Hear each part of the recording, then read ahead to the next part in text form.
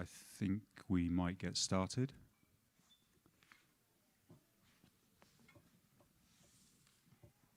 Yeah, okay. I think we might get started, huh? Fine. Good afternoon. On behalf of UBP, IUCN, Arcadis and the Peace Parks Foundation, we're very happy to welcome you to this panel. As you can imagine, this panel was going to be 5 of us on a stage. It's now 2 of us on a stage, the 2 of us that don't have to cross any borders to get here. And sadly, Johan from Belgium, Victoria from the UK, and particularly Colin from South Africa have not been able to be with us, but you can see them all on the screen in front of you.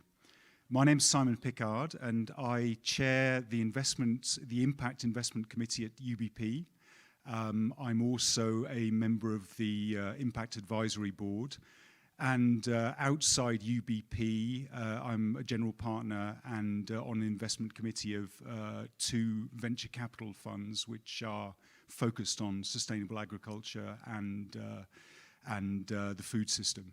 But the most important thing is that I introduce our panel, or allow our panel to introduce themselves. I will start on the screen. Victoria, do you think you could start by introducing yourselves and maybe a couple of words about your interest in biodiversity? Sure.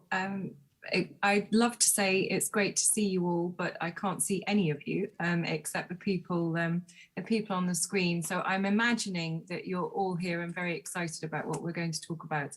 I'm Victoria Leggett. I'm the head of impact at UBP, and I'm also the co-manager of a listed equity fund, UBAM Biodiversity Restoration. The name gives it away, I hope.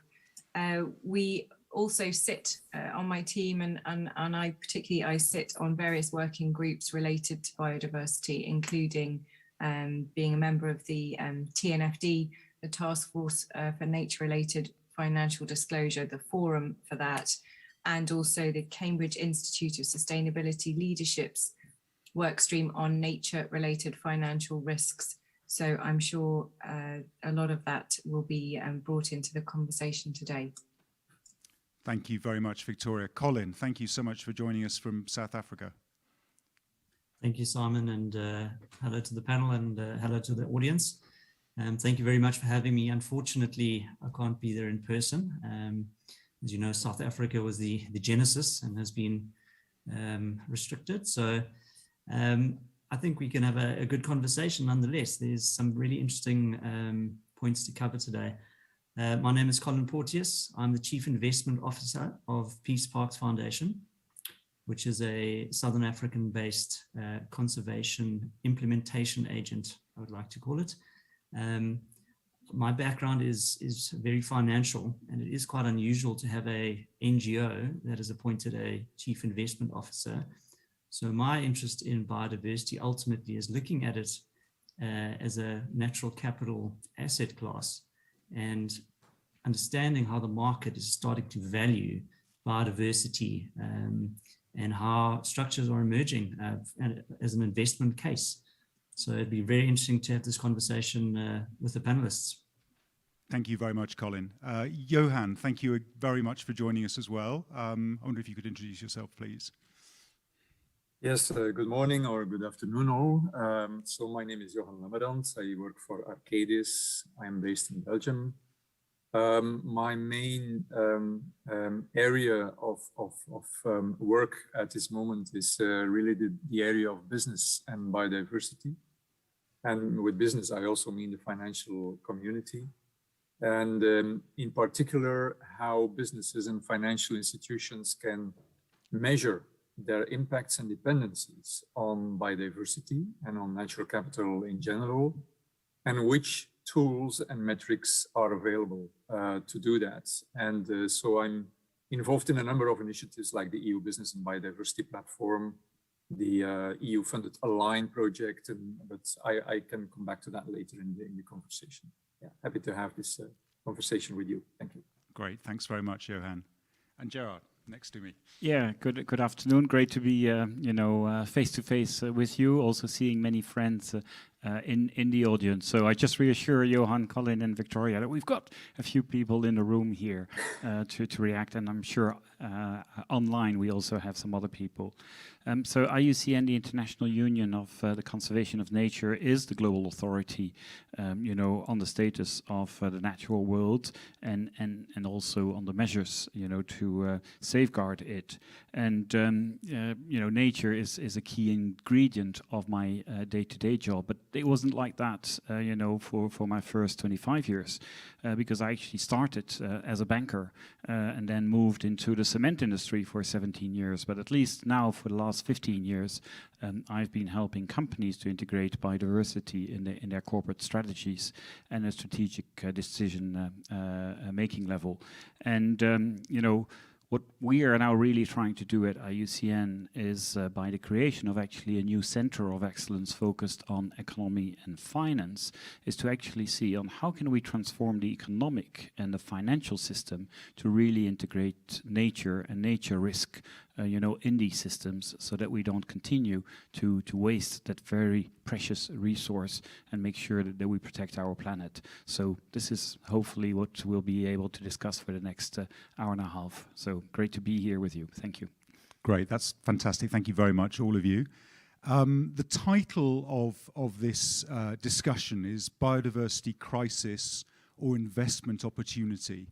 And I think before we get into the investment opportunity, I think it's quite important to try to define biodiversity, because it's something that we hear a lot about, and you'll see it in every corporate statement. You'll have seen it a lot at COP, and I think it would be useful maybe to try and define that. I wonder, Victoria, if I could turn to you. What do we mean when we talk about biodiversity? Sure.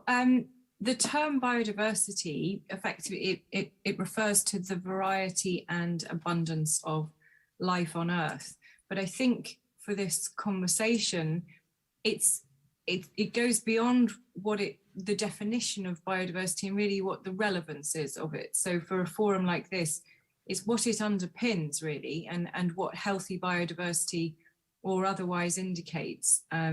So our economy is highly dependent on nature and the services nature provides. So if you think of air and water purification, crop pollination, soil fertility, good biodiversity is an indicator of healthy natural capital assets, and therefore ultimately a stable and supportive base for the economy and business. So I guess that's how I define it. That's great, thank you. The other point obviously was crisis. And again, we hear a lot about sort of the biodiversity crisis, but it might be useful, perhaps Colin, if you could maybe explain a little more. I mean, why is biodiversity in crisis? Thanks, Simon. Yeah, the underlying reason for the crisis in biodiversity is anthropogenic. There's pressure on the natural resources. There was a Living Planet Index released by WWF and the Zoological Society of London last year, which said that globally we are overusing biocapacity by 56%. They noted a 68% decline in vertebrates from the 1970 to 4 years ago, 2016.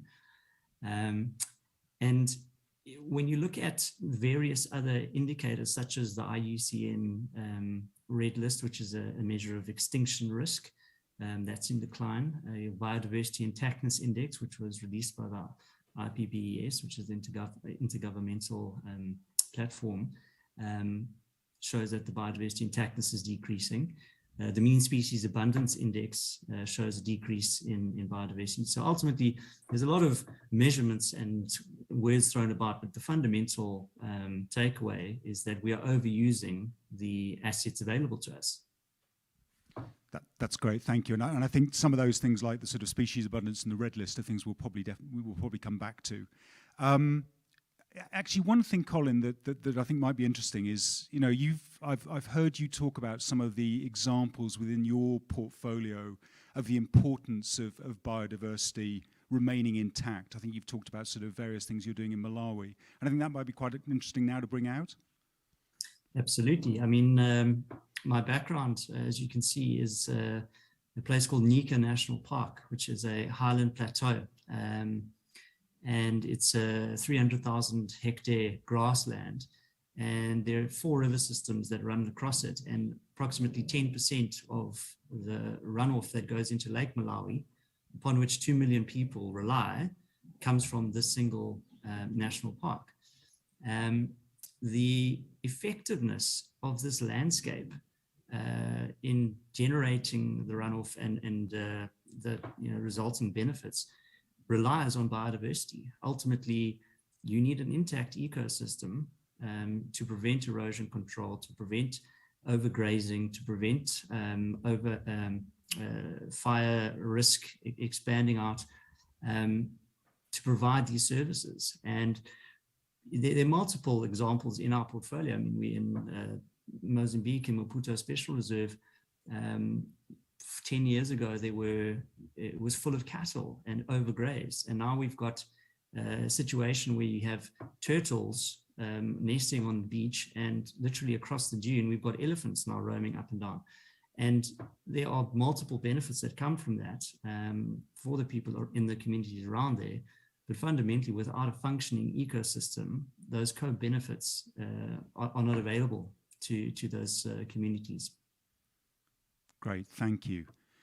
I'd like to move on to sort of think about biodiversity and climate and the interplay of those 2 factors, because obviously we have heard a lot over the last 15 years about climate, and I think that we have a fairly good idea of the sort of issues and approaches to climate, and I feel that that's not so much the case for biodiversity yet.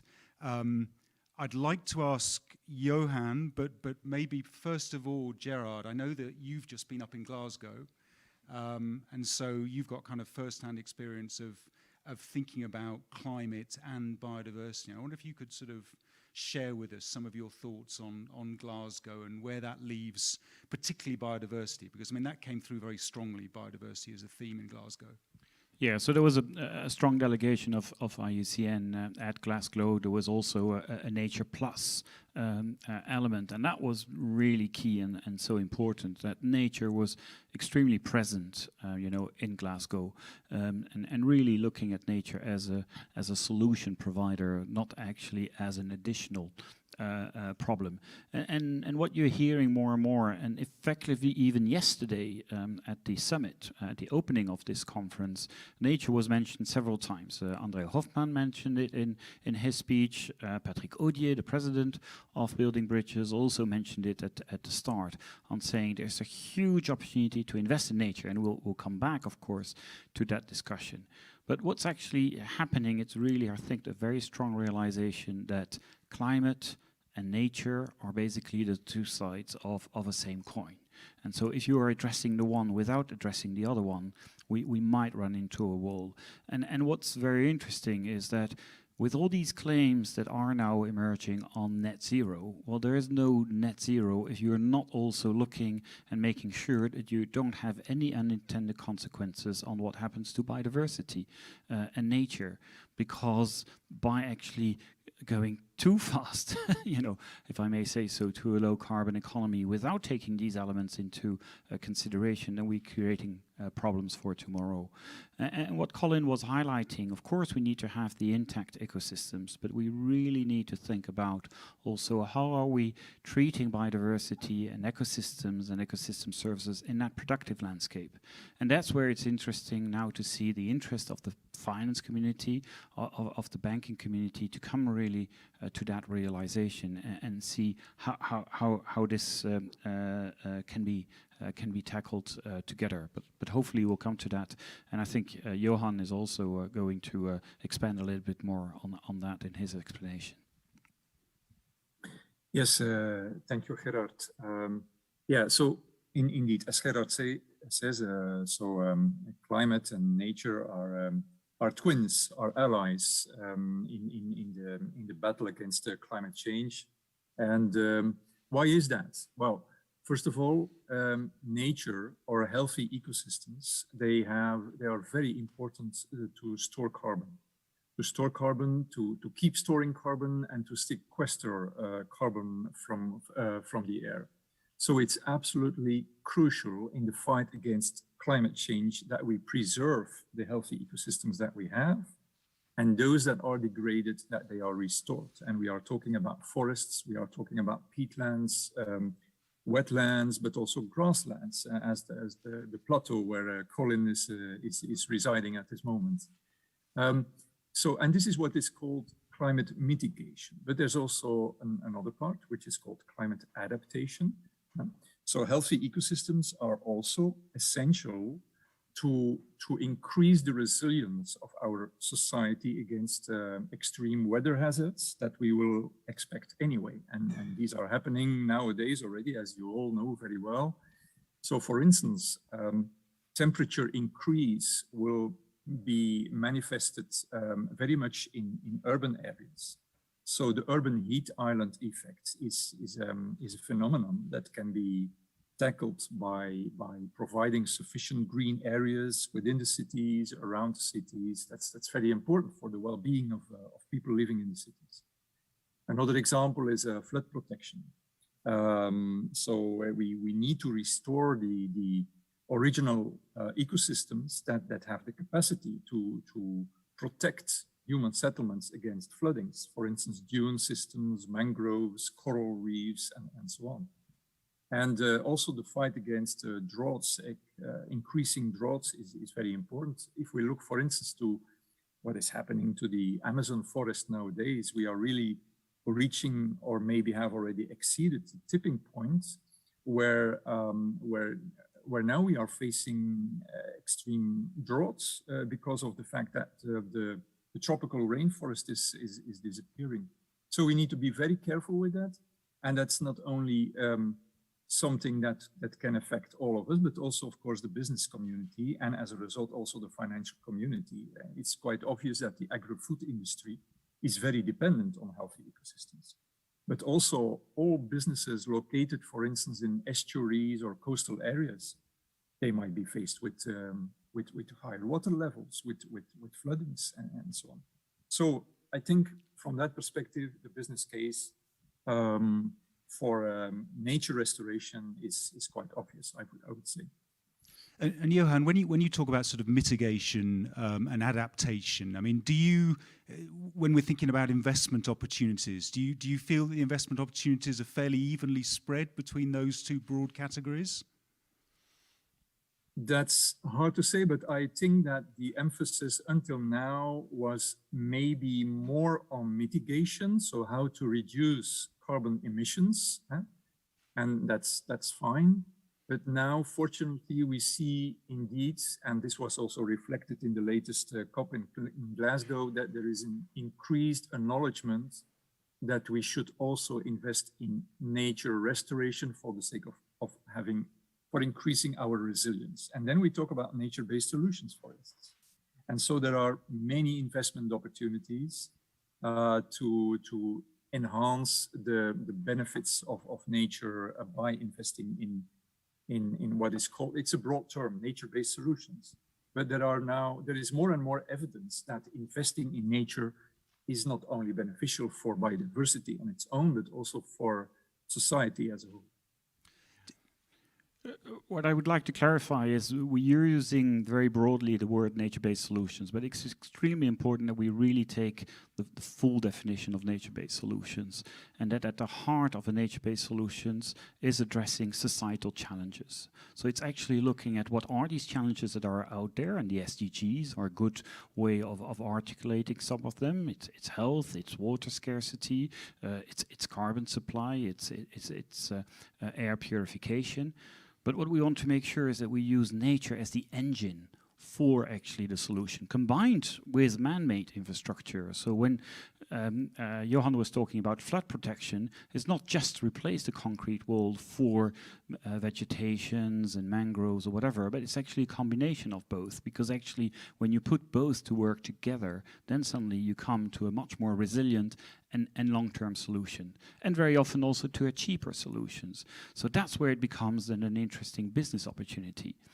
When you're actually looking at reforesting degraded area, there are multiple co-benefits that are being derived with that, and not just economic ones, but social and environmental ones. And again, I know with ESG, we are much better at measuring the pure financial economic side. We're getting better at the economic, the E, sorry, for environmental, but the S for social is crucial. And so in the definition of nature-based solutions is also the fact that it should really be agreed with the local populations and the local stakeholders, so that the actual context in which you work, the ecosystems that are being affected, or the ecosystem services that are being affected, you actually discuss it at the landscape level with the various players on how this works. So this scares off a little bit sometimes the finance community, because is the outcome going to be immediate? Is the outcome to be real different from what we were doing previously? How I like to describe nature-based solutions, it's actually solving the solution or the problems of today, the societal challenges of today, but ensuring that you're not creating any problems for tomorrow. And humans have been very good at creating problems, for the day after. And that was interesting in COP as well, because we saw a number of activists, still saying and looking at solutions that were provided by the corporates, and especially some of the sectors that have a high impact on climate, as being excuses to delay, the low carbon transition, or actually to continue to take fossil fuels out of the soil. Well, as long as we clearly accept that going onto a nature positive pathway is first admitting that you have to reduce your negative or your harmful impacts first, and then look at other measures on how to overcome that. That's a very clear message that we should be giving. And again, that's where the financial community can really help and articulate that further as well.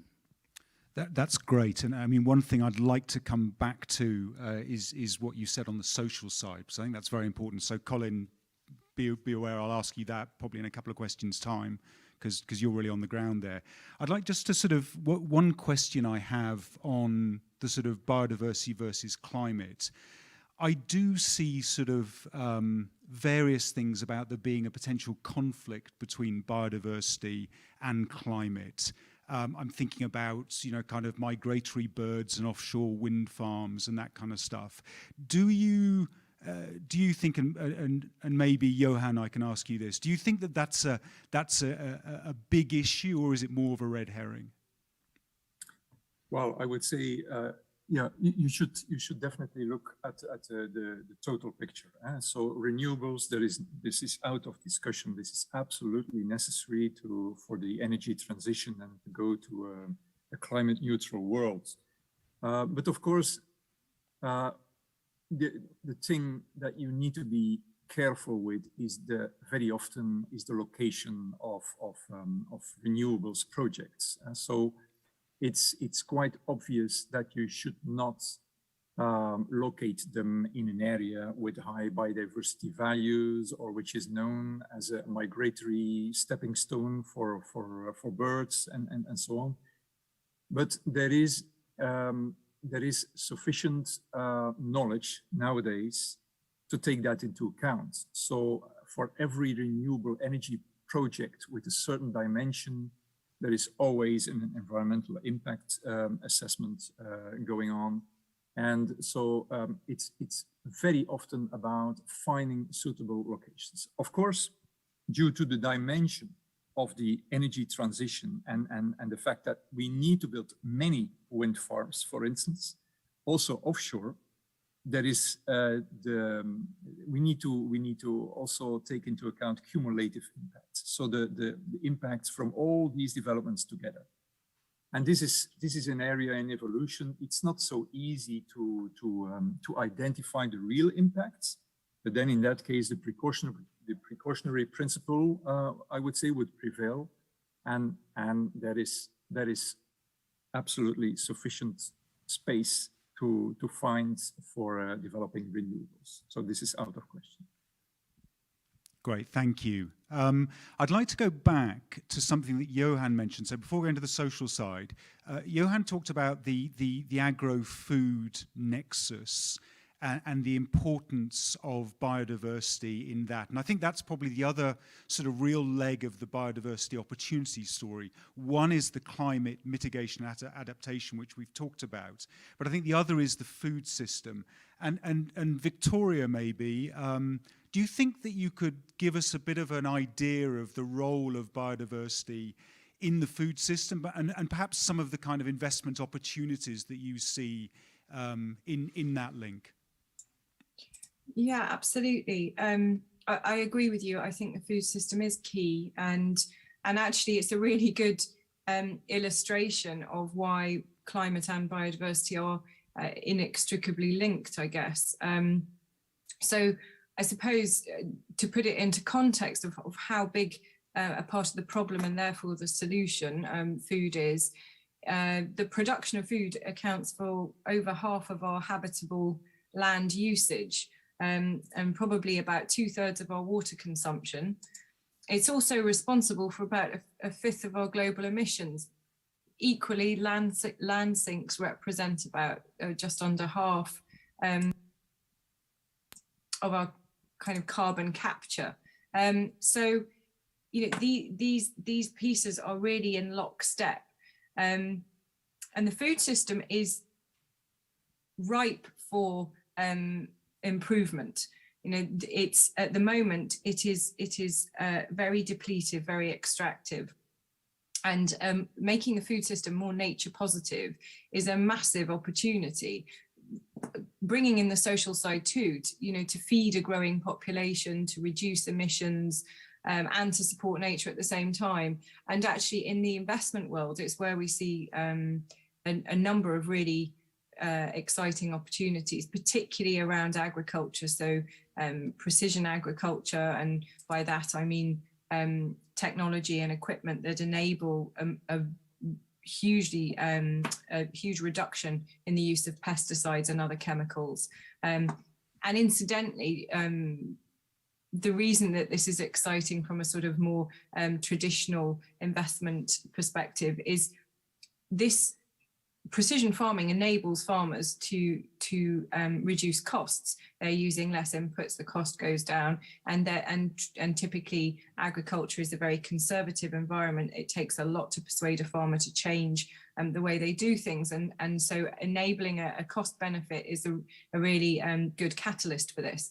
At the same time, that precision farming, the reduction of chemicals, enables far lower usage of pesticides, helps runoff problems, the poisoning of local bee and bird populations, etc. So there's a nature benefit, which is in no way contradictory to the financial one, quite the reverse. And you see this across all aspects of the food system. Alternative proteins, for example, and the benefit that potentially brings to land use and water use. Improved food chains to avoid food waste. The food system is, in my view, absolutely critical, a really critical part of the financial puzzle. Yeah, I'd like to jump in there and compliment Victoria. We talked a little bit earlier about nature-based solutions, and this is very much also applicable in the agricultural world. And this is the whole movement of agroecology or regenerative agriculture at the moment. So there's a whole movement, and it's actually very interesting because it's some of the very large agri-businesses that are actually spearheading this effort, where they realized that the current agricultural system is not sustainable. They've extracted, as you said, Victoria, previously, they've been too extractive. They need now to have a different system which is more respectful of actually the diversity of crops and the landscapes out there. And they actually have very concrete examples working with farmers directly. Sometimes it's smaller scale farmers than really the large scale ones, where they realize that by actually having crop diversity, by actually respecting the pollinators and making sure that they are reducing the input of pesticides and fertilizers, but actually rely on natural pest control systems, then they actually will increase productivity. They are actually able to capture more carbon and retain water better. And this is not only in our, let's say, northern hemisphere, that's also very much in the developing countries. Now the question is, how do you apply this also to large, agricultural system? But luckily it's actually the very large agri-food businesses that are involved in that process, and so they are trying to develop that. And that brings me back a little bit also to the renewables energy sector where we were talking about previously. We at IUCN have been hosting a working group with a lot of the conservation experts, but also the operators themselves of new renewable projects, wind and solar, offshore and onshore. And basically, they are all wanting to have stronger regulations in the impact assessment, but also then in the application of this during their operations. And they are asking for these measures to be taken up front and actually making sure that there is a level playing field in there for all the operators to be out there. Because they know that if they are faced with migratory birds that go through these, farms, these wind farms, then they will have the NGOs on their backs during the operations. And they have actually techniques, and there are ways of actually reducing, stopping, these wind farms at critical moments in the year or whatever, without really jeopardizing the overall production of electricity throughout the year. And the other element that Johan was really highlighting, the conservation community has been very good of saying no go, don't go there, don't disturb that landscape or that ecosystems. We should be really trying to shift that and move over to, no, let's define together what are the go-to areas, where are the areas where we can combine the economic viability of these projects together where it's harms nature, but we can really mitigating all the impacts on nature and still being able to have a reconciliation between the economic development and nature conservation. And that's possible. So that's where we're going now into a second phase with that renewables group, and is to actually work with regulators on trying to identify where are these spaces where large solar farms, wind farms, or new hydro projects, and hopefully smaller hydro projects instead of very big ones, should actually be placed so that we can actually accompany this low carbon economy transition. And there again, I'm making a plea to, we need the financial sector then to follow us as well there, and to be actually rewarding those projects that are taking all these elements into account, because at the moment there are still too many projects which are shortcutting the environmental element or the social element and are the ones winning the bid, but we're not thinking about some of the unintended consequences of these projects in the long term. That's great, and I think that would be the perfect place to bring in Colin. Colin, so Gerard there talked about sort of, no-go areas versus development in harmony with biodiversity, and obviously in your businesses or your parks in Africa, you have to take account of local populations. The local populations, the farmers need to feel that they have a stake in preserving biodiversity. How does Peace Parks deal with that on the ground? And do you echo what Gerard had to say on that? Yes, thanks, Simon. Absolutely. I think Johan and Gerard both said it. Nature-based solutions require co-benefits. You're not going to get to a bankable deal unless all parties are benefiting. And in terms of the social benefits, that component is required to make a project sustainable. If you're not getting local beneficiation, the project will terminate. There are a couple of pieces to unpack here. I'll come back to Gerard's point on the day after tomorrow or tomorrow's problem. But focusing in on an example of the way Peace Parks deals with biodiversity and communities. Communities is a fundamental pillar for any biodiversity project. People intervening in nature is the cause of the loss of biodiversity. So incentivizing those actors to be nature positive is ultimately what we need to do. So we're seeing certainly emerging projects which do take into account what Gerard was saying, that you have to analyze the deals on a holistic basis, not simply a financial return, but on social return, intrinsic returns, and biodiversity returns. And a great example of this is a project which Peace Parks has gone into collaboration with Conservation International called Herding for Health, which is a holistic rangeland management program. And ultimately what it is changing traditional herding practices to more closely mimic natural processes. So instead of having one rangeland where cattle will graze, you create these mobile bomas, and the mobile bomas are moved on a weekly basis. That has the benefit of beneficiating the soil. It has a benefit of less intensive use of that land. And in terms of the program, there's a job creation element where we're creating eco-ranging. So parties need to facilitate these mobile bomas and be the intervening actors for human-wildlife conflict in some of these areas which do have human-wildlife conflict. And it's a very interesting to note that this program started 4 years ago, has now raised about $140 million, and Botswana is looking at a national rollout of this program.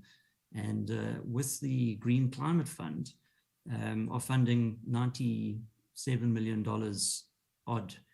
And Botswana's contribution of $50 million is not coming from their conservation budget, it's coming from their job creation and social budget. And that's fundamentally what we need to look at as financial actors. This is not a conservation question.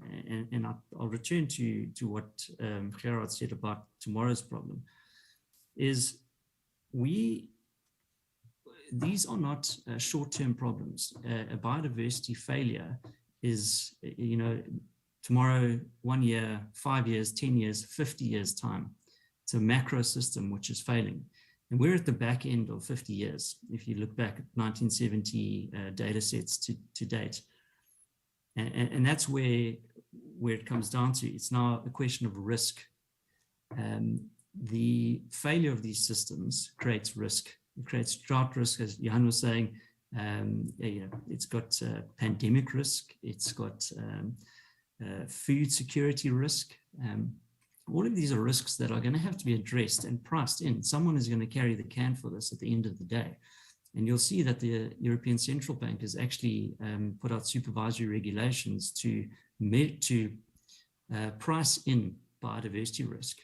And that is basically signaling to the market that unless we move towards biodiversity and nature positive investing, your investments are going to get more expensive. Your cost of capital is going to increase.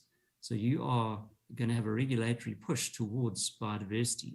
And that talks to Gerard's point in that you have to look at these things holistically. And it talks to what Victoria is saying, when you're looking at a agri-investment these days, you're not looking at broad scale extractive use. You're looking at precision agriculture with high technology outcomes.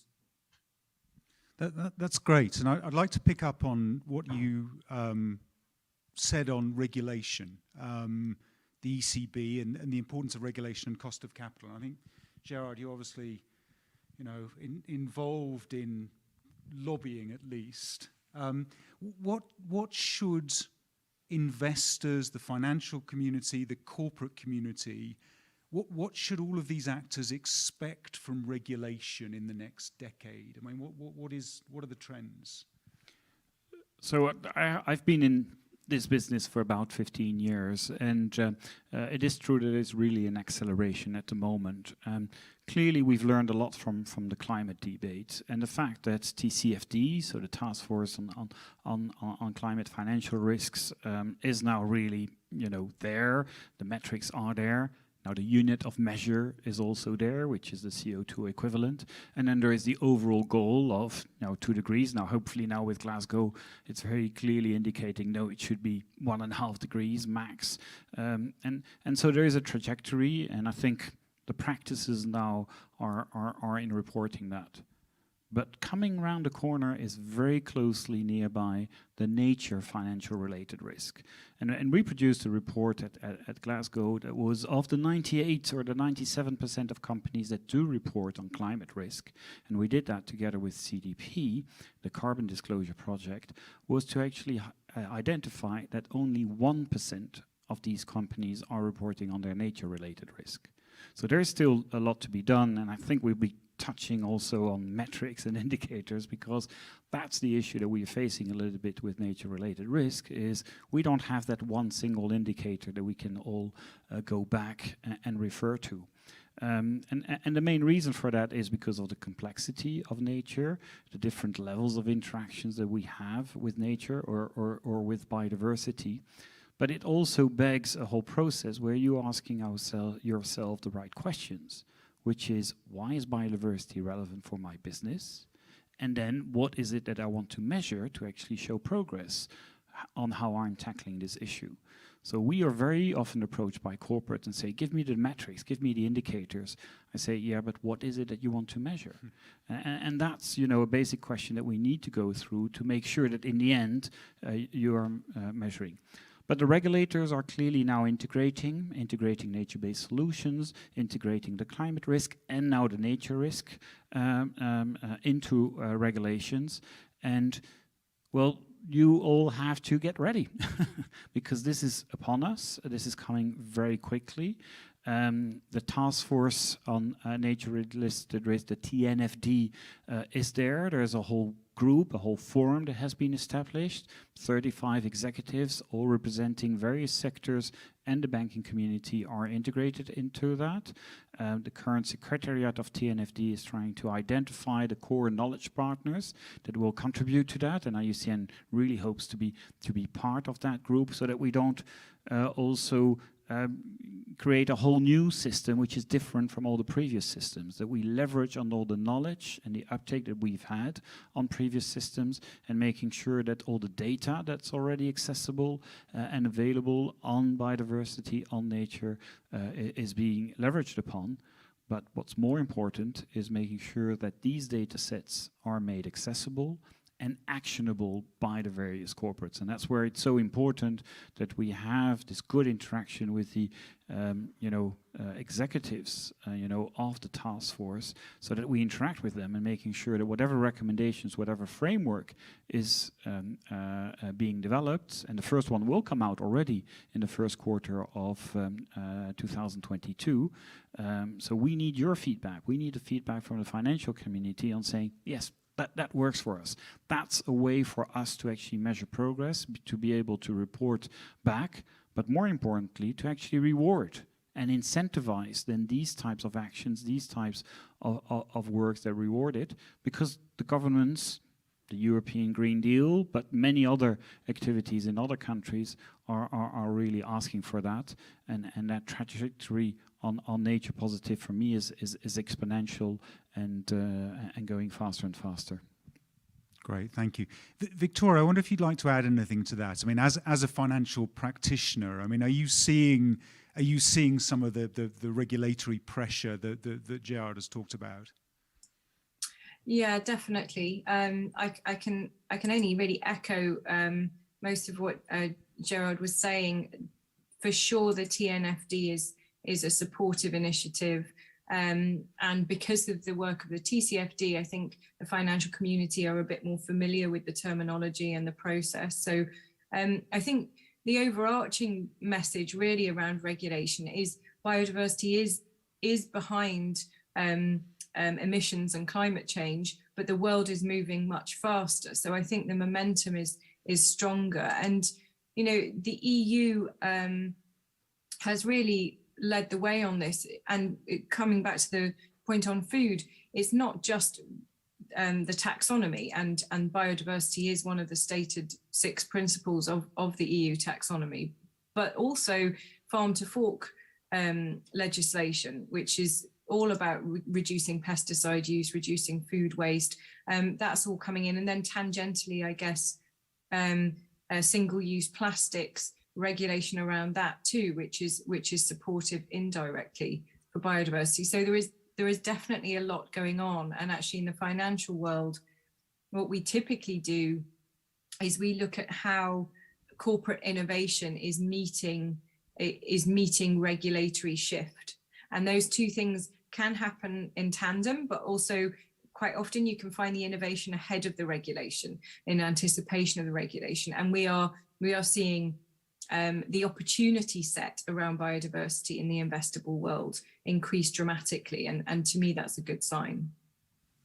That's great. Thank you.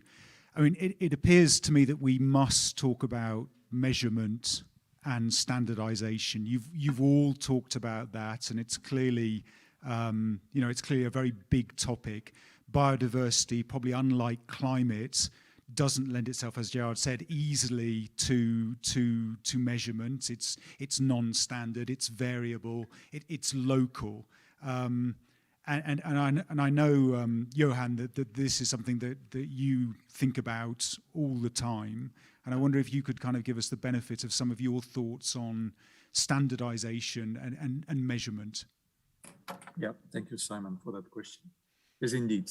So biodiversity is often perceived as something very complex. And of course, compared with climate change, I would say that measuring climate emissions or carbon emissions is very easy compared to measuring impacts and dependencies on biodiversity, and that's true. But there is also good news. So maybe I can refer to some initiatives that are going on, which might be of interest for the financial community. So, and again, the European Commission is really taking a leading role in this area. They started already, I think, about 8 or 9 years ago with the establishment of the EU Business and Biodiversity Platform, which is in fact a platform to exchange good practices on how to measure and value biodiversity in a business and financial community context. And in this respect, I'm leading the work stream on methodologies and metrics, and we collected lots of information on which are now the available measurement approaches for biodiversity for businesses. How do they compare to each other? What are the different metrics that are in use? What are the pros and cons and these things? Based on that, there is now at least a first start of guidance for companies, for financial institutions. And so we see that front-runner businesses are not waiting until the legislation is there. Legislation also on external disclosure is fully developing. I can say maybe something on that too.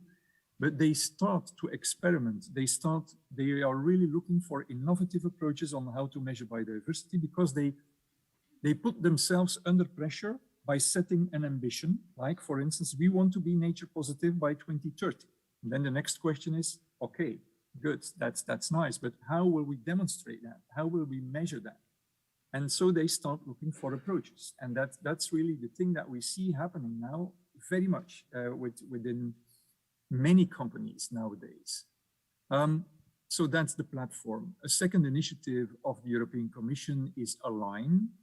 Align, the aim of this project is to come up with an international standard for measuring biodiversity in a business context.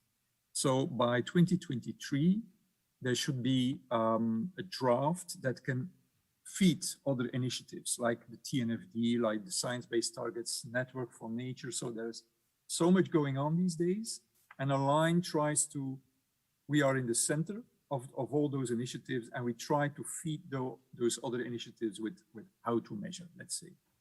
But also the financial community, they have their own initiatives. There is, for instance, the Finance for Biodiversity Pledge, maybe known to some of you. Today they announced they have again another 9 members. They almost have 100 members now. all financial institutions looking together, searching for ways to address biodiversity in their strategies, in their daily work. There is also the platform for biodiversity accounting financials, PBAF, which also is an initiative surrounded by a number of financial institutions and are looking to come up with a standard for measuring. So this is really very promising, I would say. And so just to give, and maybe to end with a really a positive message, it's take action today. So don't wait until the perfect, because it might take a while until we have the perfect approach to measure biodiversity, but there is already much available in terms of approaches, in terms of metrics, and you can start using them. You can start experimenting with them. So no, it shouldn't be an issue anymore. That's a great point to end that on, Johan. Thank you. I would love to get a reaction both from Victoria and Colin in terms of the sort of practical applications of what Johan has talked about in terms of measurement. And maybe we could start with you, Victoria. So you've mentioned the UBP's new fund, the Biodiversity Restoration Fund. How do you intend to go about measuring and proving not only financial performance, but also biodiversity impact performance in a public equity portfolio? The big question, and the truth is, the reporting around this is not going to be good at first. You know, it's not going to be great, for all the reasons we've discussed. But to echo Johan, I don't think we should let the perfect be the enemy of the good. And one common thread throughout this this last hour almost that we've been talking is the importance of a multi-stakeholder approach.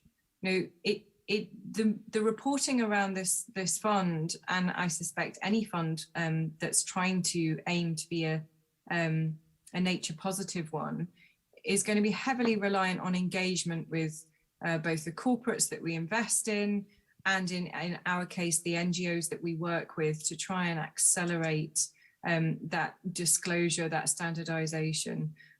But really, it's at this stage, it's about mapping a company's progress on a biodiversity curve. So, you know, first comes awareness, then action, then targets, then meaningful change. And I think what we are confident about is being able to create a really transparent baseline so that we can, through our engagement, create real progress. I think in listed markets, that is the power, right? That's the additionality, engaging with corporates and accelerating that transition. Thanks, Victoria. Colin, on the ground, how do you go about measuring biodiversity? And I'd also like to bring in something which I know is dear to your heart, which is innovative ways of trying to finance biodiversity, whether that be tokenization or other things, which obviously again depends on measurement. So I wonder if you could sort of tell us a little bit more about that. Yes, thanks, Simon. You know, everyone has got a carbon footprint. You know, everyone talks about their carbon footprint, and individuals to corporates will have it. And the same applies to biodiversity. You're going to have a biodiversity footprint. And as Johan says, various measurements are available, and aligning on a common standard is a goal, absolutely. But there will be the case that different ecosystems or different business activities or different people have different measurement outcomes. What are you trying to measure is the question Johan asked. And you know, if you break it down simplistically, there's three things you can look at, which is ecosystem integrity is the first one. Second is your abundance of species, and third is your extinction risk. Now, if you broadly categorize those across each of those, you know, individual, you know, at a personal level, at a corporate level, there are various ways you can measure those. There are logistical issues to measurement. There are cost implications and literally access to that data, which is difficult. So, for example, in our parks, we can't go and set up 10,000 camera traps to measure lion populations. It's just too expensive. And access into those areas is difficult. But there are certain proxy measurements which are starting to emerge, which people are starting to utilize in a practical way. And I think one of the obvious ones for us from an abundance and extinction perspective is rewilding. Are you getting animals back? Are you planting the right things? Are you attracting the right insects? Are you growing the right plants at the sort of primary trophic level to get your secondary trophic level in and finally get your apex predators? So that's a good proxy. It's by no means perfect, and different scientists will have different views on what the appropriate mix is, but nonetheless, it's a proxy. And I think a very exciting proxy for ecosystem intactness is remote sensing. It's becoming much more cheap, or it's becoming cheaper to implement these remote sensing databases. There are brilliant free databases out there. And you can measure things such as fragmentation, anthropogenic pressures, erosion. You can actually even get down to individual counts these days with the low orbital satellites. There's pioneering work being done in Scotland on deer counting, which we're looking to implement. But it doesn't need to be a hugely costly or hugely difficult exercise. However, you do need the appropriate skills. And I think the key point here is what both Victoria and Johan said is, we don't have a standardized metric, but we shouldn't let that stop us at this stage, because as long as you're transparent and give access to the people looking at the data, how you got there, you can have a conversation. If someone says, I don't believe your data, say, well, this is how I've done it. If you've got a better suggestion, let's debate it. And that's the way we're going to drive this conversation forward. It's going to be on the ground proofing. There's a lot of theoretical exercises that you could do for 100 years, but not get to the right answer. Then to your second question, that follows nicely, is once you start getting these metrics right, and once you start getting a generally accepted measurement, you can start placing value on your natural capital, on your biodiversity and the ecosystems that you have available to you in the corporate chain and also in conserved areas. And there's an intrinsic value to those, which does link into the climate, as Johan said, the other side of the coin. There's a climate action that is a result of a functioning landscape. And there's a lot of stuff, a lot of people doing work on tokenization, as you said.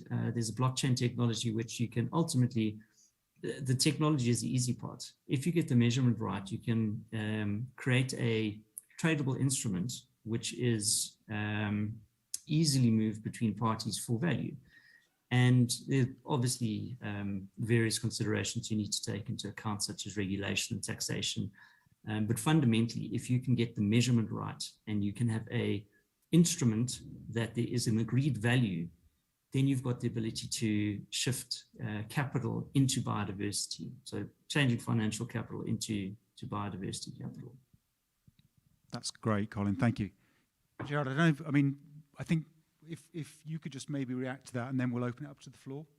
Yeah, and I know we almost up against time.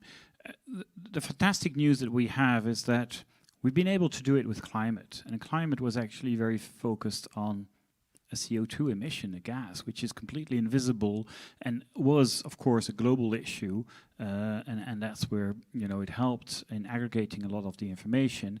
But we went into defining scope 1, scope 2, scope 3. But actually with biodiversity, it's simpler to a certain extent because it's real action, it's progress you can measure on the ground.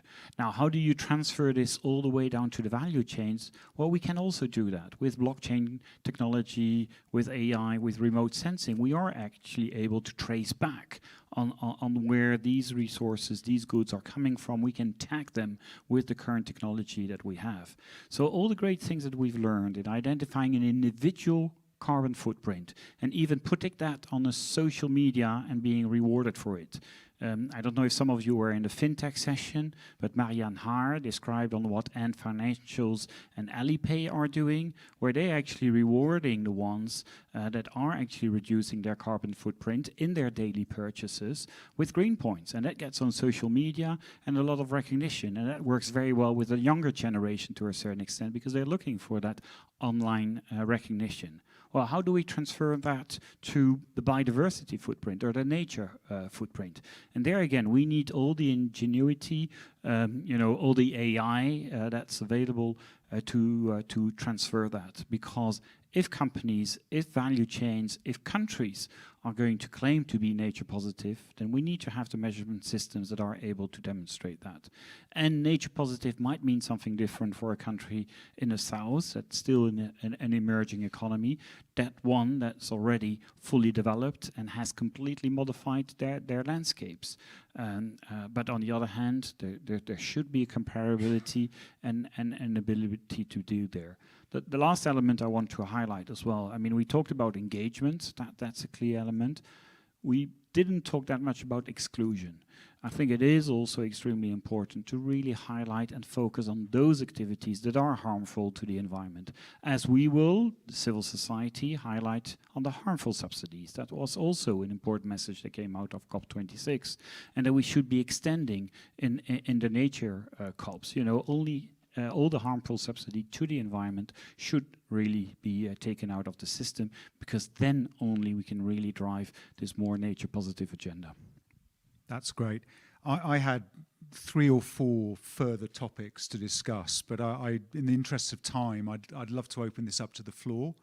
My 2 colleagues at the front have microphones, so if you could use the microphone so our remote panelists can hear you, it would be great to have some questions from the floor.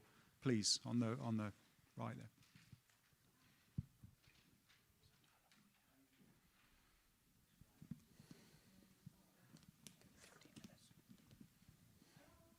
Have a loud voice, so okay.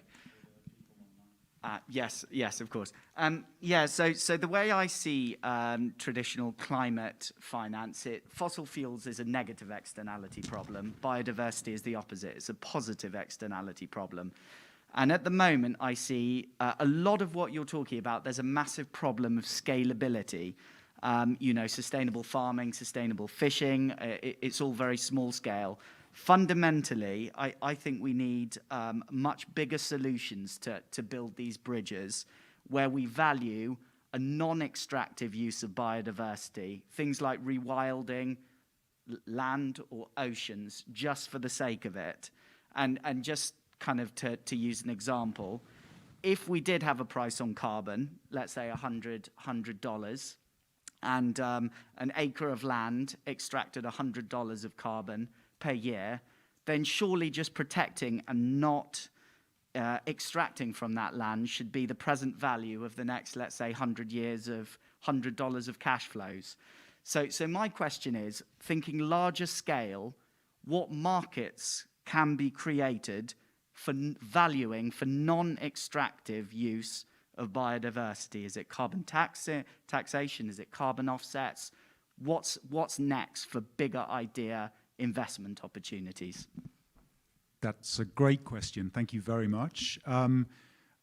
Any of you 3 on the screen would like to start on that? If I may. Sure, Colin. Yeah, I agree. This is a scale play, absolutely. And the large-scale landscapes are really where the needle needs to move.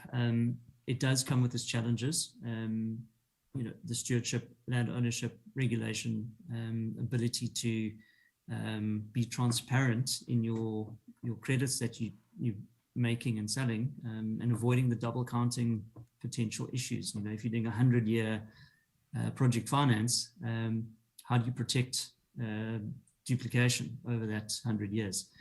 I think there's a hand-in-glove component between climate or carbon markets and biodiversity markets. And I think as the measurement becomes more robust, you'll get there. But at the moment, it's more of a over-the-counter trade where people are seeing value in the intrinsic landscapes on a bilateral basis. And I think as the metrics become more market accepted, you'll start to get to that liquid market. I know, for example, in the States, there's a company called the Intrinsic Value Exchange, or Intrinsic Exchange Group now, which are seeking to launch a listed entity, listed on the New York Stock Exchange, which seeks to place intrinsic value, exactly as the person in the audience was saying, on landscapes. And ultimately what you would do there is create a market price on an IPO, and the value in that intrinsic landscape will increase as you protect it. And that share class will then be tradable at a premium. And fundamentally, that's the market that we're seeking to get to, where people understand and value biodiversity for its intrinsic value. And again, it goes back to the risk question. It's if you take a broad cash flow forecast, someone is going to carry the can for that risk in the future. And ultimately, the question is, do I want to pay for that in 50 years' time? Would I rather sterilize that risk and pay for it up front? And if you can create a saving by paying up front, then that's the market play. So creating that market access is fundamental to moving the needle on biodiversity. Victoria, I mean, just because this is, I think, a very important question.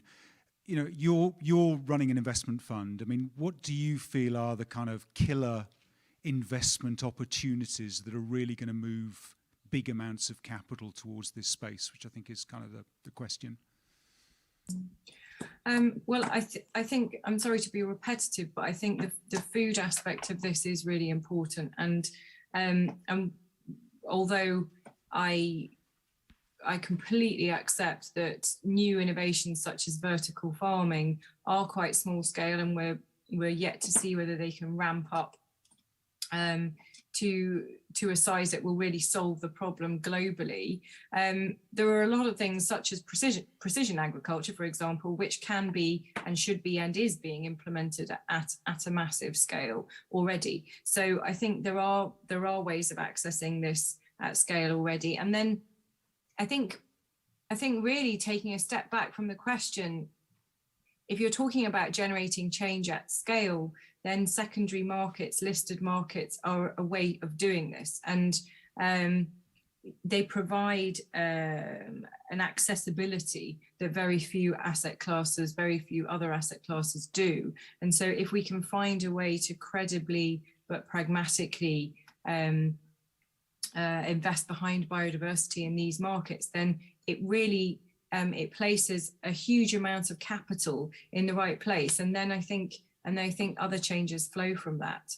And going back to the multi-stakeholder aspect of this, you know, specifically in the fund that we've been talking about, there is a fee sharing arrangement with conservation organizations that enables on the ground work to begin to continue to ramp up, whilst the investment opportunity in the listed space is also ramping up in terms of its disclosure. So it's a two-pronged approach to the problem.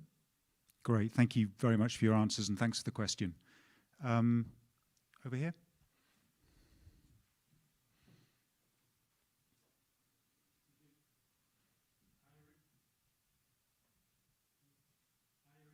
No, do you listen to me? Do you hear me? Yeah. Otherwise, I'll repeat it. Don't worry. Yes. Yeah, Now that's is working. it better? I advise companies towards their nature positive journey. So I emphasize and will welcome, or I welcome the fact that today the financials address this topic of biodiversity. And I confirm that, as already Johan mentioned, who is doing a great work about impact measuring, measurement, companies can already, I would say, start to measure and then set up some targets. When I engage with some financials, I often heard this question: is it the role of financials to exclude some companies or some type of portfolio? And my answer is often to say, you should propose to your clients the both type of, I would say, investment strategy, either to propose some exclusive or portfolio, or to say, okay, here is the choice, and then you decide which kind of company you want to invest in. So my question is, what do you think about these two kind of strategies? Which role do the financial sector have to take? Is it to have to exclude before to speak with the clients some companies, or to give the choice to the client? Johan, can I ask you to answer that? Is it exclusion or not? Yeah, it's an interesting question. Well, in fact, I think as a financial company, you should always try to engage with your clients as much as possible. But of course, there are some activities which are nowadays globally acknowledged as really detrimental for biodiversity. And then I think in this debate, a few examples have already been given. And then, of course, you need to be very consistent in your approach, and you can exclude them. But overall, I would say try to engage as much as possible, and you will see quite soon that, of course, you need to build in a kind of a feedback mechanism. If you see that this is really not leading to improvements, then you need to be consistent, and maybe you should stop. On the other hand, I know a few banks that are trying to go to no net loss in terms of biodiversity, so for their portfolios. And they do this by simply excluding the most harmful activities. And then, of course, it's easier to achieve no net loss at the level of a financial institution. But then the question is this really the right way to go? Because you leave those companies to other financial institutions, maybe, who have a less progressive strategy in terms of biodiversity conservation. So overall, my question would be, let's try to engage as much as possible, but do this on the basis of very concrete conditions and try to make it measurable. Yeah, progress should be measurable. Yeah. Thank you very much, and thank you so much for the question. I think we've probably got time for two more questions, maybe one from this side and then one from this side.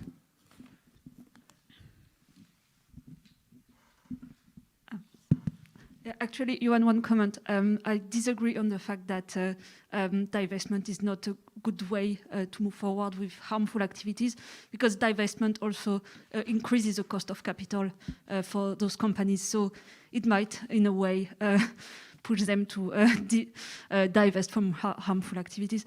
Actually, I wanted to come back to Gerard's comment on exclusions. Can you actually give us a list of activities you'd like to see excluded from portfolios? Well, we get challenged at IUCN in how we engaging with business on quite a few ranges, and of course, one of the sectors that immediately comes up is the oil and gas sector. Now, should we not, engage with them? And of course, if we want to get to the Paris Agreement and the 1.5 degrees, then yes, we should leave, the fossil fuels down in the ground.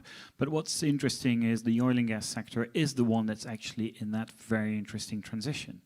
And they are the ones that have realized that they need to change their business models, and that's where we go back to how do we change things at scale.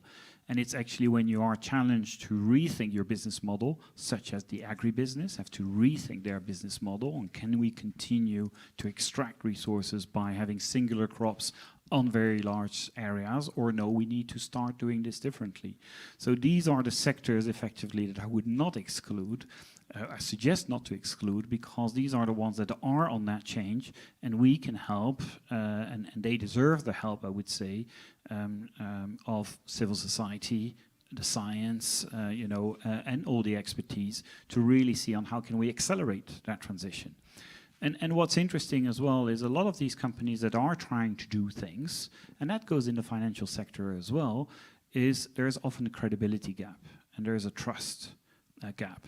And it's probably our duty, it's the duty of the conservation community, of civil society, to actually better understand, well, what are these conditions? Why are they doing that?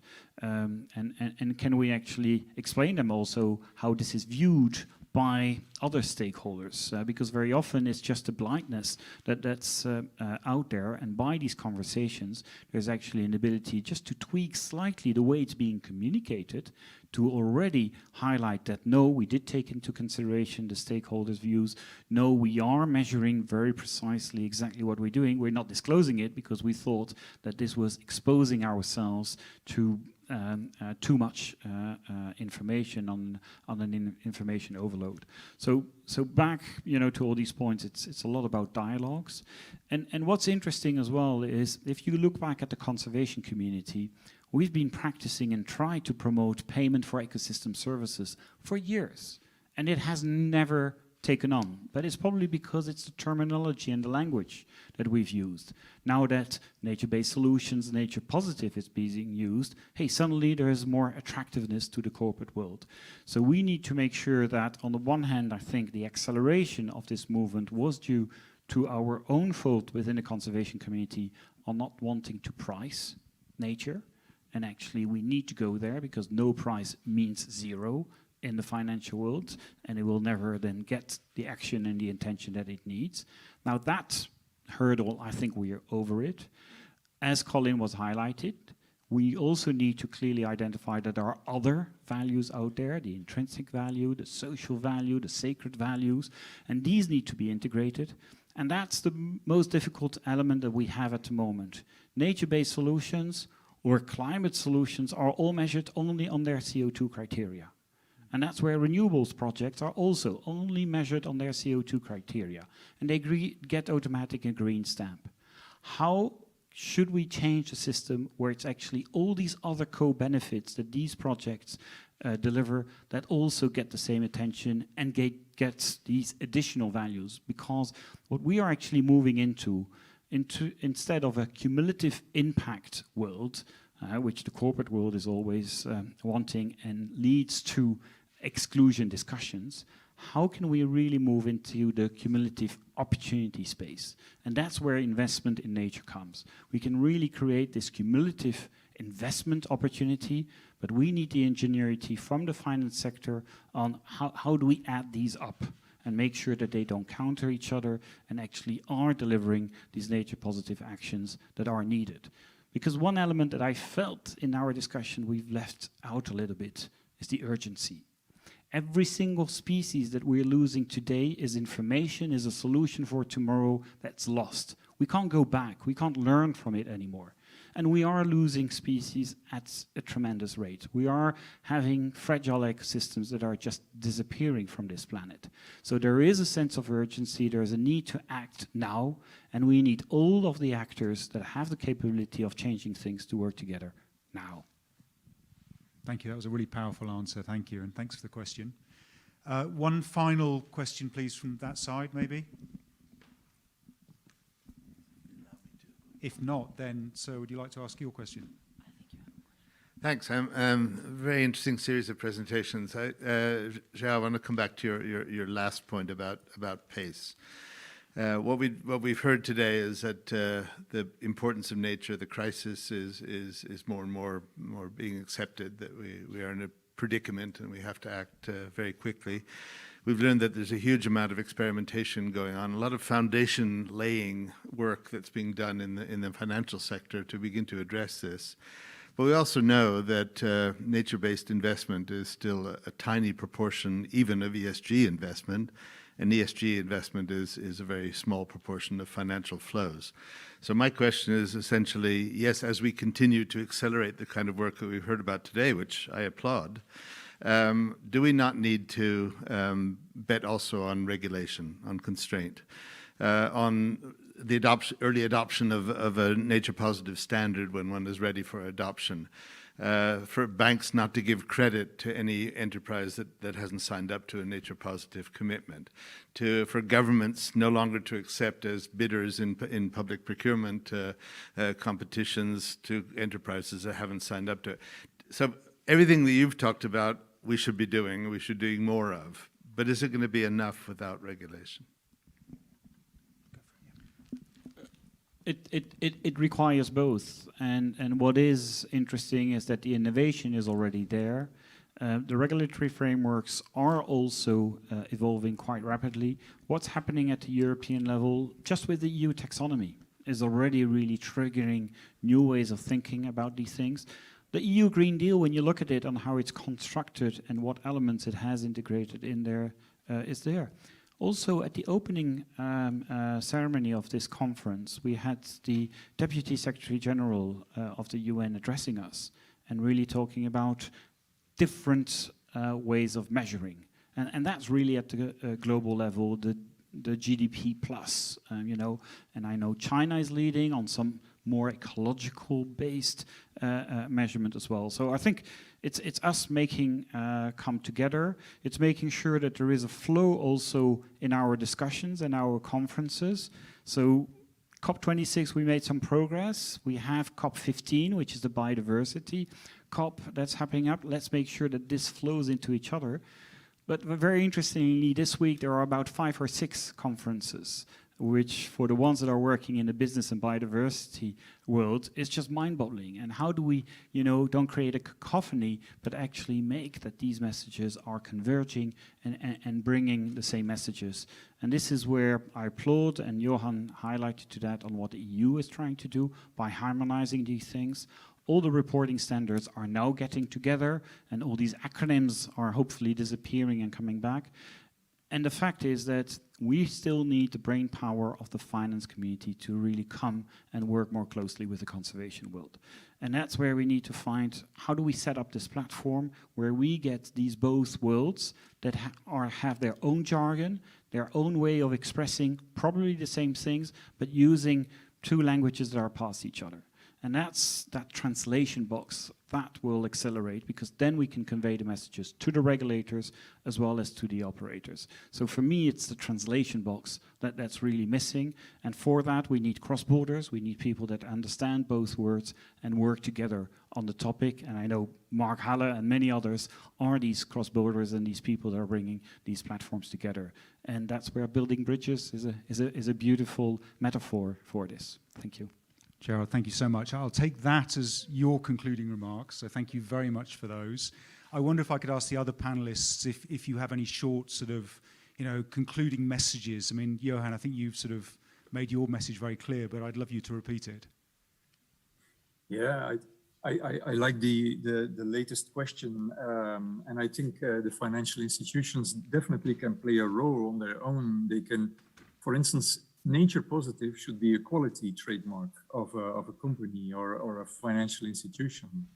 And so the more that we can promote it, the better. I always say the world will be much better off if there will be as many natural capital accountants as there are financial accountants. So let's go for in that way.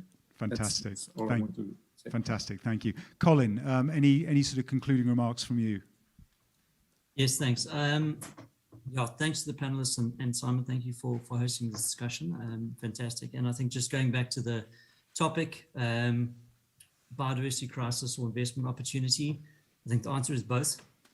We are in crisis, but there is a great opportunity to find alpha in the market here. And I think it comes down to risk and how the risk is priced and how we're going to create a nature positive solution out of that risk.